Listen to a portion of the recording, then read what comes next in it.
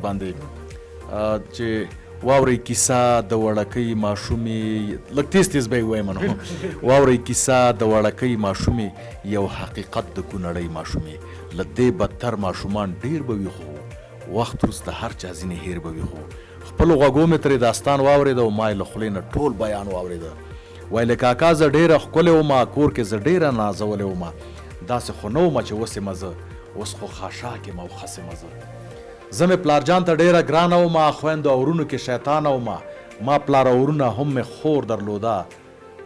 ما پلار او ورونه هم مې خور درلوده او ډېره خوشحاله او ما مور درلوده نیمګړی ځان مې دی اوس څه مې نشته زما خوږه نیا هم نیکه مې نشته اختر راتلو د خوشحالۍ ورځې وې او ډېرې ښایسته مې د سیالۍ ورځې وې کله چې پلار زما تنخوا واخیسته ورباندې ما ډېره سودا واخیسته سهار وختي پلار سره ښار ته راغلم ورسره یو ځای زه بازار ته راغلم اتل صاحب په دې ورځ ما ځان له بنګړي واخیستل اختر ته ما په پلار کالي واخیستل خوټه مې لاس کې وه ډېر څه و پکې او چونټي ګلان څپلۍ رانجه و پکې چې کور ته راغلم یو دم منډې مې کړې او همزولې ټولې مې راغونډې کړلې ډېر مې په ناز ورته خپل بار کېښوده ورته په مخ مې سم بازار کېښوده ما ویل چې اوس تاسو کې غلې ښکارم اختر کې ټولو کې به ښکلې ښکارم غوټه مې بنده کړه بیا کور ته راغلم په خوشحالۍ او خندا مور ته راغلم مور ته مې هم ټول خپل شیان وښودل هم مې نکریزې او ګلان وښودل ورځ شوله تېره پسې شپه راغلله او موږ کره ترور لور مېلمنه راغلله ما او ترور لور به مې مستي کوله خپل منځ کې موږ به خوشحالي کوله ایخی مو سر نه و بالښته پورې او د شپې مونږ ډېر ناستو ناوخته پورې نیا او نیکه سره په جمع ناستو سره راټولو ټول بېغمه ناستو ناڅاپه ښکېنه څو جازونه راغلل شپه کې بدرنګه اوازونه راغلل دې کې یو درس شو زموږ چم ولګېد زموږ جومات باندې یو بم ولګېد ډیوه شوه مړه یوه تیاره خوره شوه مور مې په موږ باندې خوره وره شوه لږه شیبه وروسته ګولۍ پرېوته او رسا زموږ په بلۍ پرېوته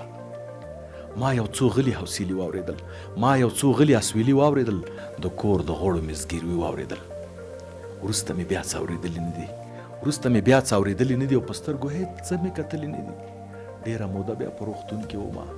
ډېره موده بیا په روغتون کې ومه په هوش کې نه وم په جنون کې ومه چې زه په خود شم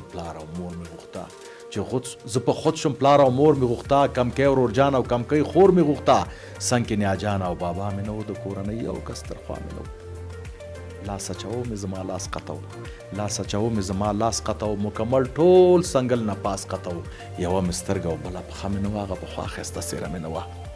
اوس مې د خپل د ورونو کور کې اوسم زه مې د خپلو ترونو کور کې اوسم دوی زه تر اوسه دوکه کړې ومه زه یې بې حده خفه کړې ومه ما ته یې ویل ستا پلار او مور ژوندي دي ویل ستا ټول غړي د کور ژوندي دي خو خپله ما ته هغه شپه یاده شوه راله هغه سخته شیوه یاده شوه په خپله پوهه شوم چې څه مې نشته د کورنۍ لوی او اړه مې نشته ورو مې هر چا باندې قدر کم شو مرګ غواړم خدای نه نور مې صبر کم شو په ژوندانه مې تنګه شوې ما وګورئ څه بدرنګه شوې ما په ماشومتوب کې په امسا ګرځمه مړنده ته بل په شا ګرځمه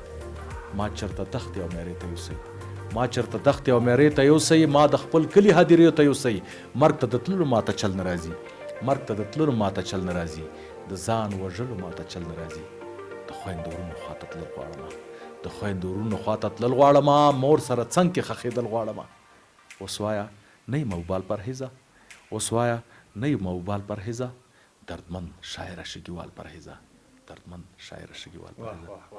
شګیوال خدای یقین وکړي چې انسان زړه په حتما دردیږي په داسې یو څه باندې په داسې یو حقیقت باندې چې هغه رښتیا هم په دې وطن کې یوازې په کونړ کې نه یوازې په ننګرهار کې نه یوازې په لغمان کې نه یوازې په میدان ښار کې نه په ټول افغانستان کې داسې وخت تېر شوی ده